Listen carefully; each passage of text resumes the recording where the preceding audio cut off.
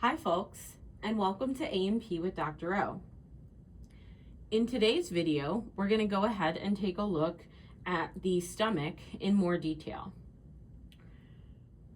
Let's take a look at the overall parts of the stomach from this external and anterior view.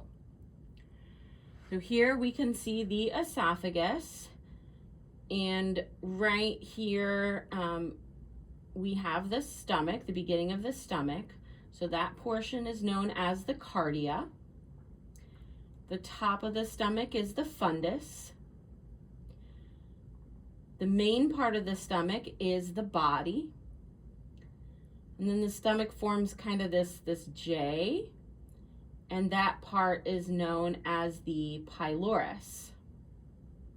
We also have our lesser omentum here, and then we can see our greater omentum on the bottom here.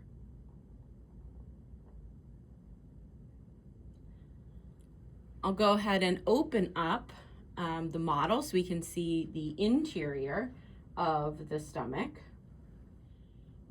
Inside, we can see these folds.